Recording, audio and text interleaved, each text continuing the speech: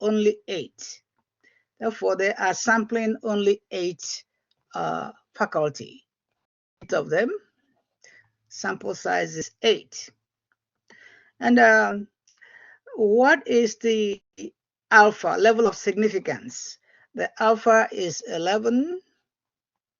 I mean, 1%. Is it 1% or 0.01? Let's check. Okay, the alpha is 0.01. Sorry, 0.01. Alpha is 0.01, 1%. And what else are we given? And then we're given raw data. That's it. In other words, because we're given raw data, we're also given sample standard deviation. So we don't even know the population standard deviation. In other words, sample size is less than 30, and we don't know the population standard deviation. So the first thing we want to do is put this data in our calculator. As soon as we put it in our calculator, we check for 2 things. We're going to check that the data is normally distributed. If it is not normally distributed, we cannot do inference. So I'm going to put the raw data in my calculator, and then I want to put this data in L1. So I'm going to clear enter. This kind of question will be in your test already. All right, I want to put the data, the number of hours taught by these 8 professors. I want to put it in L1. So 11.8, 8.6, 12.6, 7.6,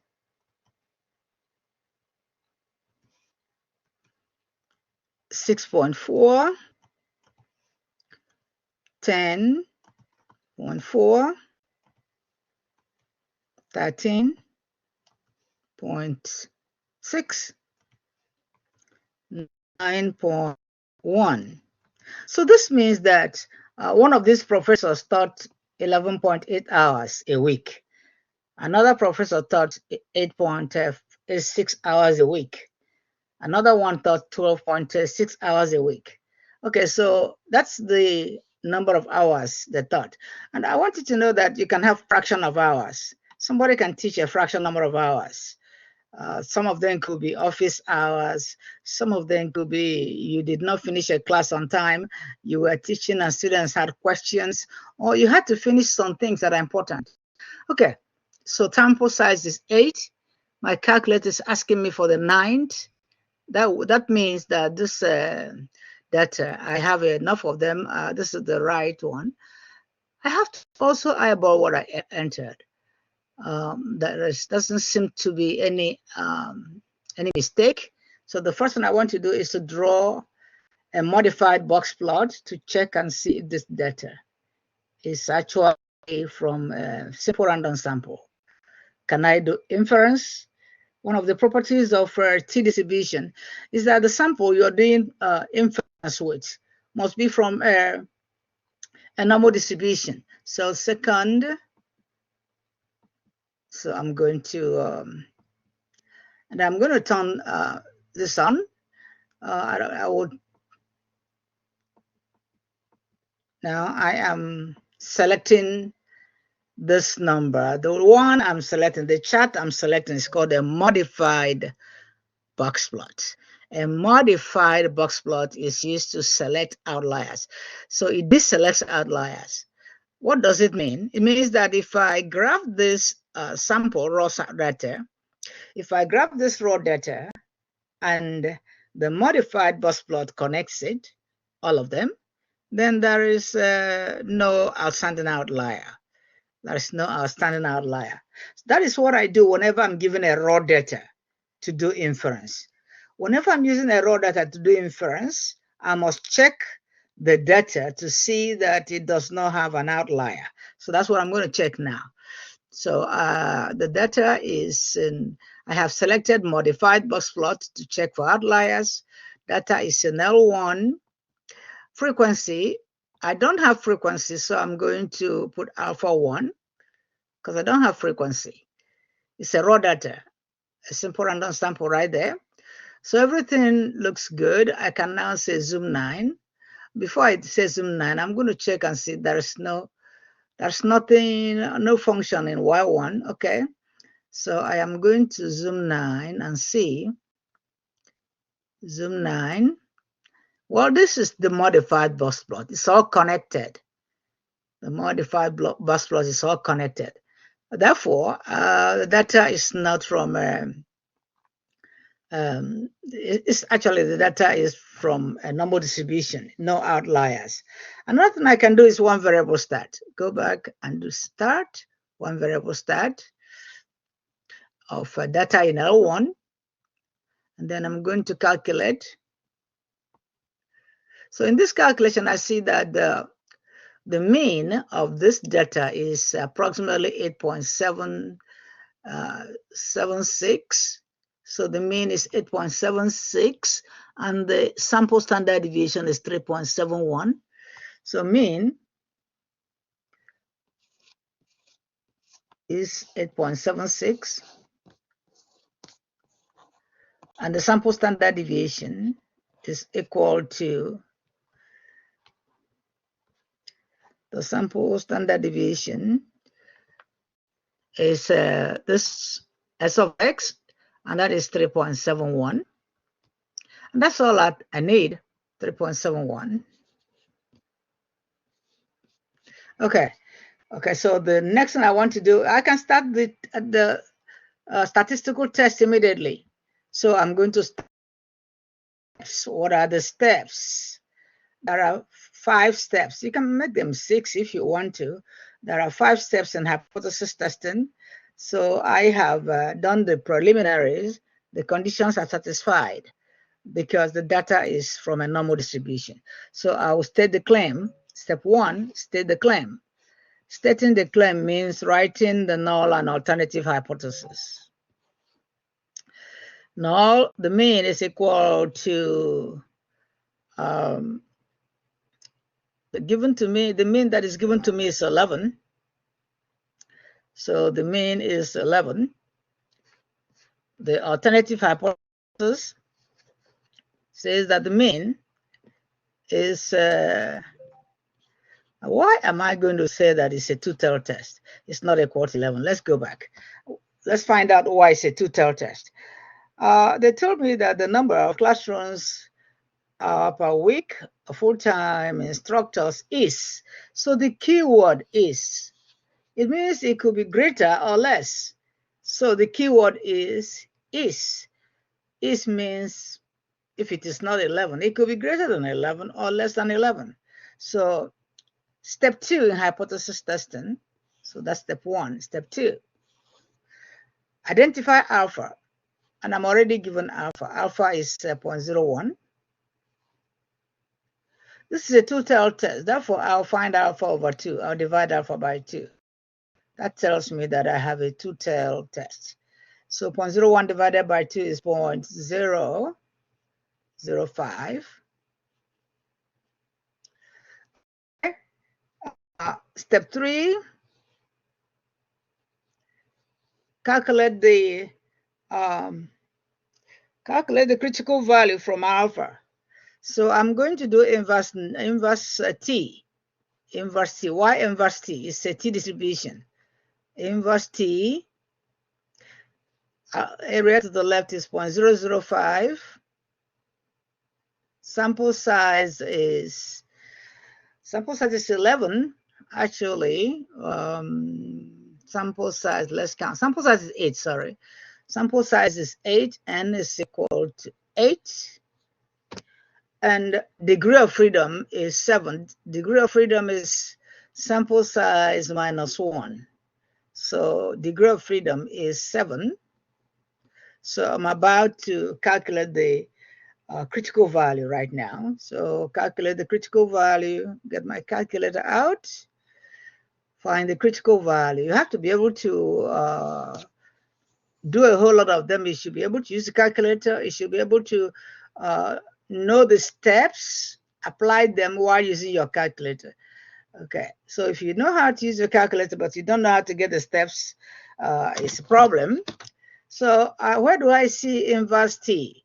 So second distribution, number 4, area to the left in decimal is 0.005, 0.005, because it's two-tailed.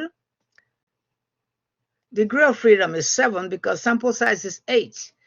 Degree of freedom is sample size minus 1. And then I'm going to paste. Okay, therefore, the critical value is negative 3.4. I can just say negative 3.5. Okay, so T alpha over 2, that's a critical value. T alpha over 2 is negative 3.5.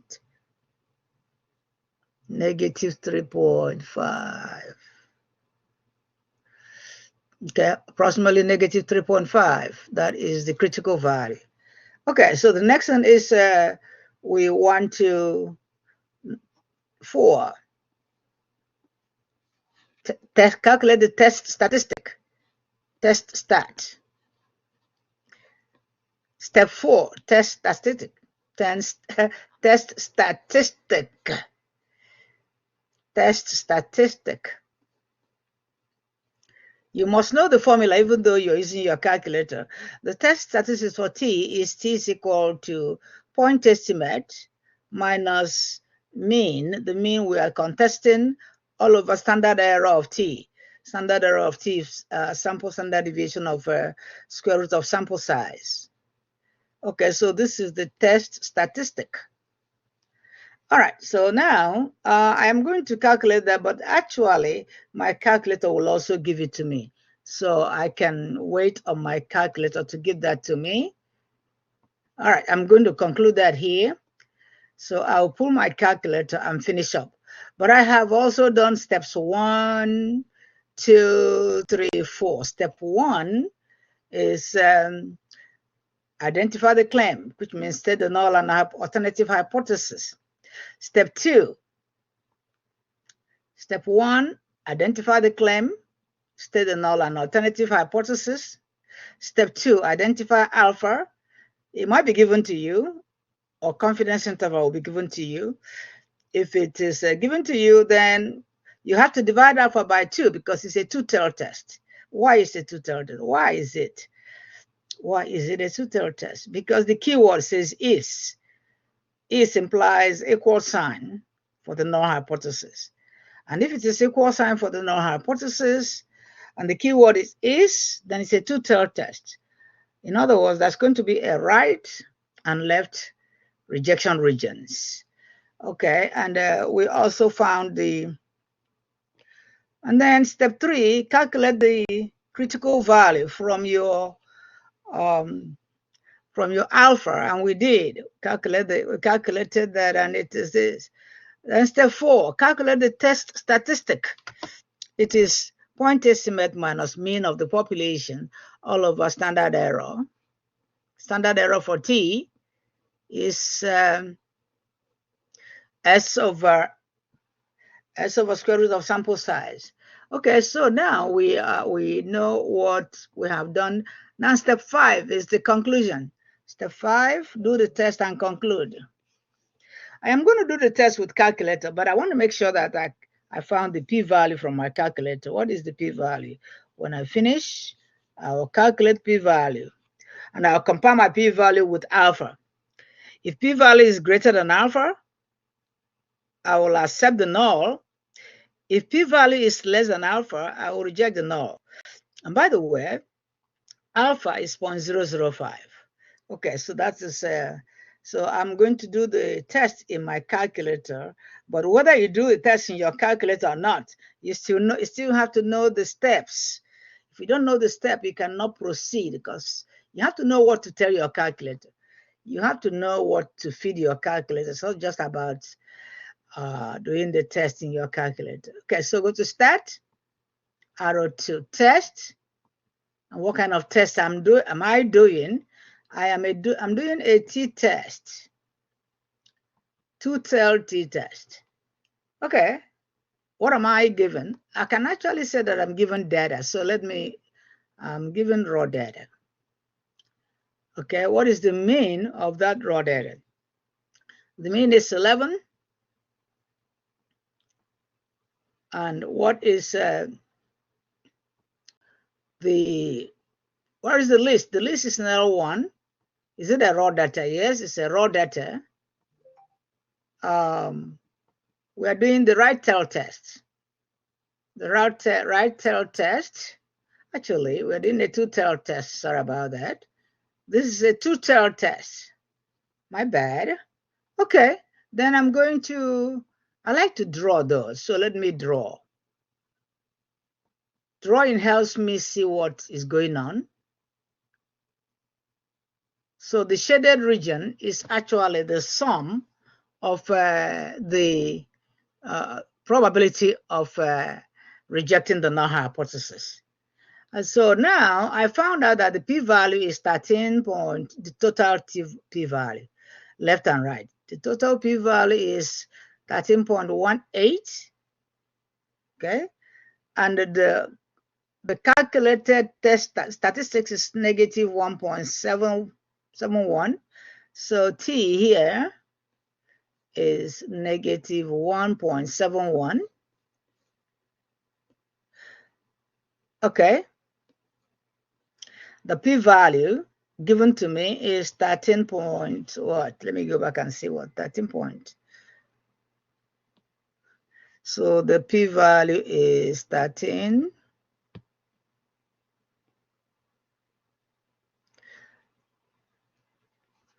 All right. Just need to stop misbehaving. All right. So the total p-value is maybe 13.2%. All right. So 13.2% is greater than 1%. The p-value is greater than alpha. So p-value is greater than alpha.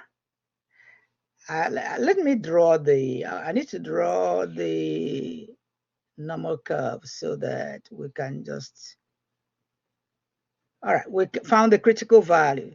The critical value we found was, let's go back and see the value of the critical value from inverse T. So that critical value is negative 3.5, but normal curve is symmetrical. Normal curve is symmetrical, so negative 3.5 on the left, 3.5 on the right, okay? Negative 3.5 on the right and the left, and 3.5 on the right, and which means that the p-value, I mean the t-value, actually the boundary line is negative 3.5 and positive 3.5. What do I mean by the boundary line, by the way? It's called boundary line because the rejection region starts from here. This is the value of z that starts the boundary line. At the left, this is at the right. Okay, but I calculated the test statistics and it fell into the acceptance region. The value of T is negative 1.7. Negative 1.7 is inside the acceptance region. That's negative 1.7 right here. Therefore, according to the test statistics, I will accept the null hypothesis.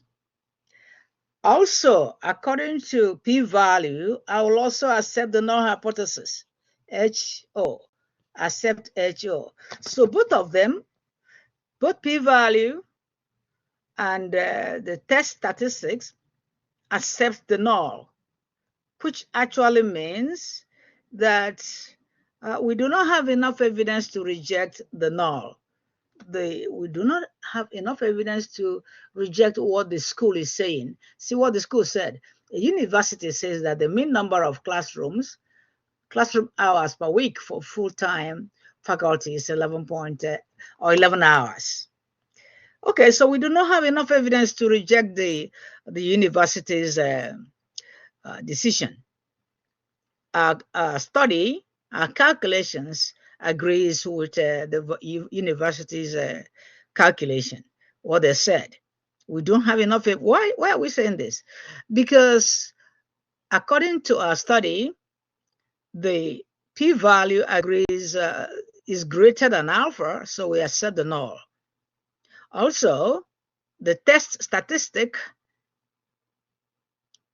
helps us to accept the null also. Okay, so because this is a two-tailed test, we can also add one more test, and that test is confidence interval. That one more test we have to add is confidence interval. Therefore, does the confidence interval contain the status quo 11 hours? So whenever you're doing a hypothesis testing, you must, if it's a two-tailed test, you can as well do the test with confidence interval. So if it is a two-tailed test, then you can test in three ways. You can use the p-value to test. If p-value is greater than alpha, you accept the null, and we just did. You can also use the test statistics to test. If t falls into the acceptance region, you accept the null. We did in this particular case. Now we are going to, the next thing we're going to use is hypothesis testing or confidence interval. We can use confidence interval to do hypothesis testing whenever it's a two-tailed test. So let's do that. Whenever it's a two-tailed test, we can use confidence interval to do hypothesis testing. So let's go. Let's do that. Okay, so I am going to clean some parts, this side, that way I can do confidence interval. I'm going to use confidence interval to approve or disprove the hypothesis. But guess what? If the p-value accepts the null and the test statistics accepts the null, there is no way that confidence interval can reject the null. They all have to agree to do one thing. Okay, so let's use confidence interval. All right, so I'm going to draw a number line where the point estimate, x bar, is the midpoint of that number line. And this is going to be the upper bound of my confidence interval. And this is going to be the lower bound of my confidence interval. And we have already calculated the point estimate, but it doesn't really matter. We are going to use raw data again. Okay, so let's use raw data. And then let's do the calculation. So we're doing the calculation. What are we calculating?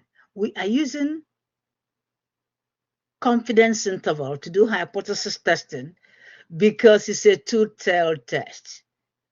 The only reason why we're using confidence interval to do hypothesis testing is because it's a two-tailed test. So I'm going to clear, and I'm going to go to start. I'm going to go to test. This time I'm doing confidence interval for t interval. So I'm going to go down y interval. It's still going to be t interval because sample size is less than 30 and population standard deviation is unknown. So number 8 is a t interval. And I'm given data, so I want to use the raw data given to me. Where is the raw data? It's in L1. Frequency is 1. What is the confidence level? The confidence level is 99% because alpha is 1. The confidence level plus confidence interval is equal to 1. So area under the normal curve is alpha plus confidence interval. Okay, so we calculate.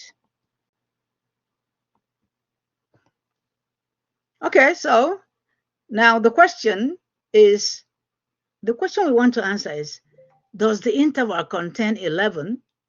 On the left-hand side, we see it is 4.2, lower bound is 4.2, upper bound is 13.4. Lower bound is 4.2.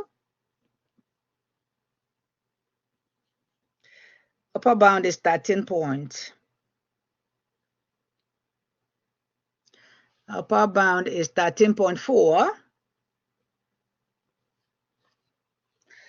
Therefore, the interval actually contains 11. 11 is somewhere here.